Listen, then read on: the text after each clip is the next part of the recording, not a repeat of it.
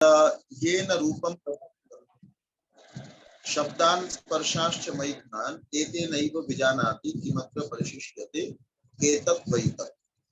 कठोपनिषद की चौथी वल्ली का ये तीसरा मंत्र है।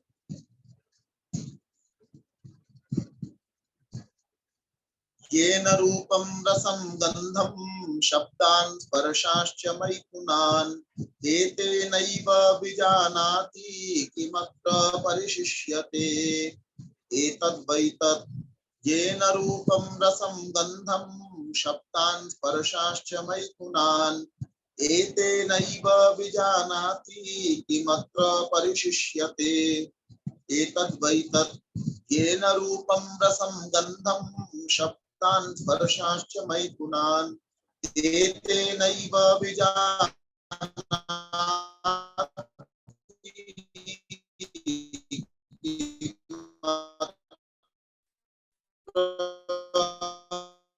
परिशिष्यते। जाता है, शब्द को जाना जाता है। मनुष्य को लगता है कि मैं कान से सुनता हूँ, लेकिन अगर आत्मा न हो तो कान सुनने का काम नहीं कर पाएंगे।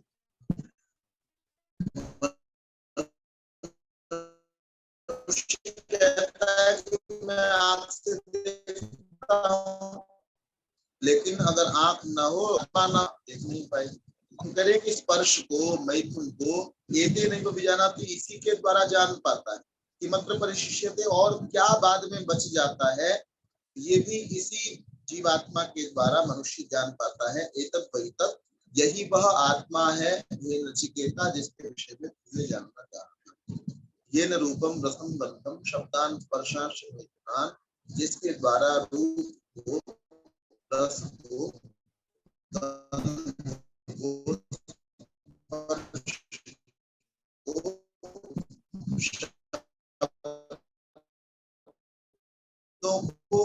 स्पर्श को और मैथुन को द्वारा पता है। एतत् वै तत्, यही वह आत्मा है जिसके विषय में तुमने जानना चाहिए। शब्द और भोग भावना आदि को जानता है वह आत्मा है। जिस तरह आंख यद्यपि रूप को देखने का कारण साधन है, ये कारण न होकर के करण होना चाहिए। कारण का अभिप्राय साधन नहीं होता, करण का अभिप्राय साधन होता है। तो आंख के खुले रहने पर ही रूपमान पदार्थ दिखाई देते हैं, आंख के बंद हो जाने पर दृष्टिगोचर नहीं होते। तथापि आंख अपनी शक्ति से नहीं देखती। यदि सूर्य आदि का प्रकाश न हो तो खुली होने पर भी आंख नहीं देख सकती। अतः देखने का साधन केवल आंख ही नहीं है, वरन उनके साथ सूर्य आदि का प्रकाश भी आवश्यक है। यदि सूर्य आदि का प्रकाश तथा आंख दोनों ही हो, किंतु आंख का मन के साथ सन्निकर्ष संबंध न हो तो रूप का ज्ञान नहीं हो सकता। जैसे प्रायः देखने में आता है, कोई कहता है आपने अमुक पदार्थ देखा, वह उत्तर देता है मेरा ध्यान नहीं था। इसलिए केवल सूर्यादि प्रकाश से सहकृत आंख ही रूप देखने का साधन नहीं है, वरन आंख के साथ मन का सन्निकर्ष भी अवश्य होना चाहिए। आगे चलिए। यदि मन का संबंध उस समय जीवात्मा से न हो तो मन जड़ चेतना रहित ज्ञान शून्य पदार्थ है, वह किसी पदार्थ को नहीं जान सकता, वह तो करण है। जैसे अणुवीक्षण यंत्र की सहायता से अति सूक्ष्म पदार्थ को देख सकते हैं, किंतु अणुवीक्षण यंत्र स्वयं कुछ नहीं देख सकता। यही अवस्था मन की है। अतः मन भी ज्ञाता नहीं, वरन ज्ञाता तो आत्मा है, किंतु आत्मा मन आदि करणों के बिना किसी बाह्य पदार्थ को ग्रहण नहीं कर सकता। जैसे फोटोग्राफर चित्र खींचता है, किंतु यदि कैमरा आदि चित्र खींचने के शरीर रूपी कैमरा मन इंद्रिय आदि चित्र नहीं लेता। अतः फोटोग्राफर का कार्य कैमरा आदि उपकरण बनाने वाले के अधीन है। तात्पर्य यह है कि जिसने शरीर रूपी कैमरा तथा मन इंद्रिय आदि शीशे बनाकर जीवात्मा को दिए हैं, वही परमात्मा इन रूप आदि के जानने का वास्तविक साधन है।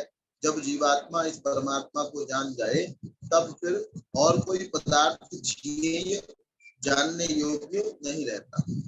अतः जानने का साधन परमात्मा है, उसी के जानने से सबका ज्ञान सकता है। उसको जाने बिना किसी पदार्थ की सत्ता का यथार्थ ज्ञान नहीं। प्रश्न, क्या नास्तिक लोग आंख से देख नहीं सकते?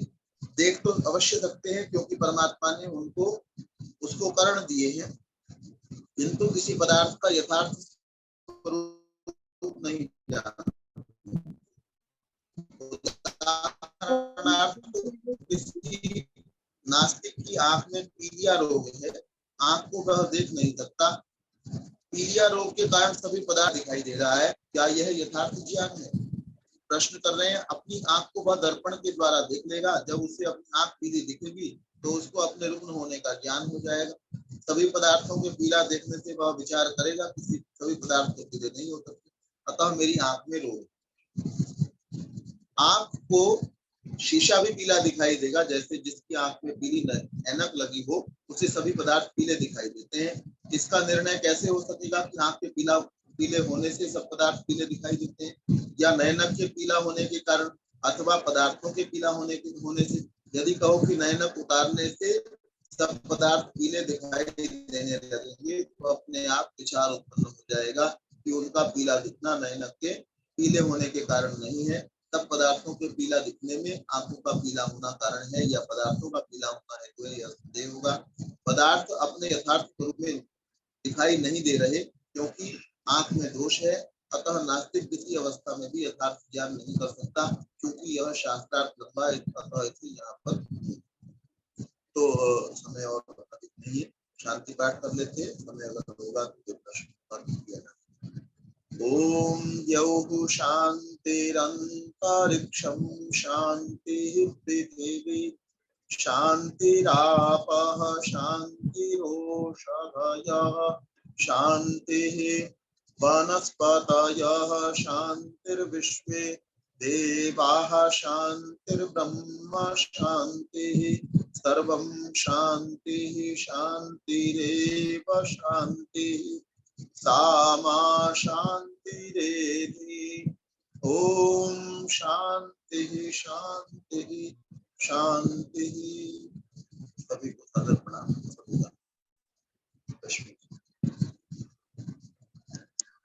श्रद्धेय आचार्य श्री काने को धन्यवाद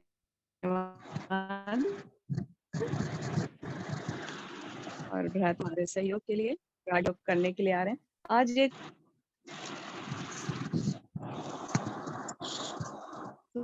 है कि जिनके पास भी वाईफाई 10 मिनट के लिए एक मीटिंग, जो लोग जिनके पास भी वाईफाई है वो मीट में पुनः जुड़ जाएंगे इस मीट के समाप्त होने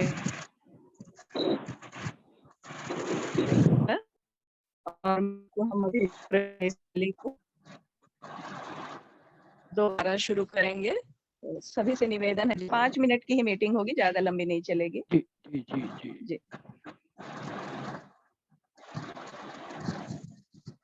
आचार्य श्री मीट से हमें जोड़ देंगे आप?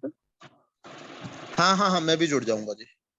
जी, जोड़ के आप होस्ट बना के समय नहीं है तो हट सकते हैं। ठीक ठीक है जी। विनोद, भ्राता विनोद जी इस मीट को समाप्त कर दें। जी जी।